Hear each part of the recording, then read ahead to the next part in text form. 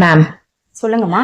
வெயில் ரொம்ப கொளுத்துது மேம், சுத்தமா தாங்க முடியல. இந்த சம்மர்ல இருந்து ப்ரொடெக்ட் பண்ணிக்க நீங்க பிரிஸ்கிரைப் பண்ற பெஸ்ட் முத்ரா என்னது மேம்? இந்த சம்மர் பார்த்தீங்க அப்படின்னா நம்ம உடம்புல ஹீட்டை இன்க்ரீஸ் பண்ணி பித்தம் சார்ந்த நோய்களை இன்க்ரீஸ் பண்ணுறதுக்கான நிறைய வாய்ப்புகள் இருக்குங்க.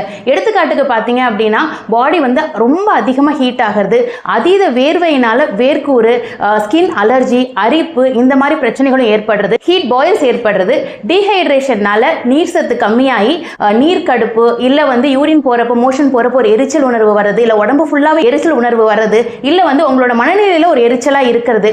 இதை தாண்டி பார்த்தீங்கன்னா அம்மை நோய், இல்லை வந்து கண்ணில் எரிச்சல், இந்த மாதிரி ஹீட்னால வர பிரச்சனைகள் நிறையவே இருக்குங்க. ஆனால் இதுலேருந்து நான் சஜஸ்ட் பண்ணணும் அப்படின்னா ஒரு பெஸ்ட் முத்திரை இருக்கு. அது என்னன்னு வந்து உங்களுக்கே தெரியும், நீங்களே யோசிங்க. இப்போ வந்து ஹீட் அதிகமாக இருக்கு, அதுக்கு ஆப்போசிட் என்ன கொடுக்கணும்? நீர். அப்போ நீர் முத்திரை பண்றது மூலமா இந்த பிரச்சனைகள் எல்லாத்துலேருந்தும் நம்ம ப்ரிகாஷனாக இருக்கவும் முடியும், வந்தால் அதை நம்ம கியூர் பண்ணிக்கவும் முடியும். ஸோ வருண முத்திரை எப்படி பண்ணலாம் அப்படின்னு இப்போ நம்ம பார்க்கலாம். ஆக்சுவலி பார்த்தீங்கன்னா உங்களோட கைகளில் இந்த சுண்டு விரல் இருக்கு பார்த்தீங்களா, இதுதான் நம்மளோட நீர் மூலகம் சார்ந்த விரல். ஸோ இதோட டிப்பையும் நம்மளோட கட்டை விரல் டிப்பையும் இப்படி க்ளோஸ் பண்ணிக்க போகிறோம்.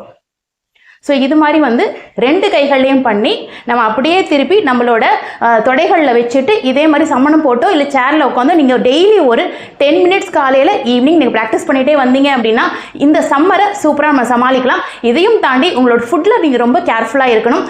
நிறைய மசாலாஸ், இல்லை ஆயில் ஃபுட்டு, இல்லை ஃப்ரைடு ஃபுட்ஸ் இதெல்லாமே அவாய்ட் பண்ணிவிட்டு நீர் அதிகமாக இருக்கிற காய்கறிகள், பழங்கள், இந்த மாதிரி நிறைய விஷயங்களை நீங்கள் வந்து இன்க்ளூட் பண்ணிக்கணும். அதே மாதிரி நிறைய தண்ணி குடிக்கணும். ஸோ வந்து சாஃப்ட் ட்ரிங்க்ஸை தவிர்த்துட்டு நிறைய மோர் தண்ணி எடுத்துக்கிட்டிங்கனாலே இந்த சம்மரை நல்லாவே சமாளிக்கலாம். நன்றி.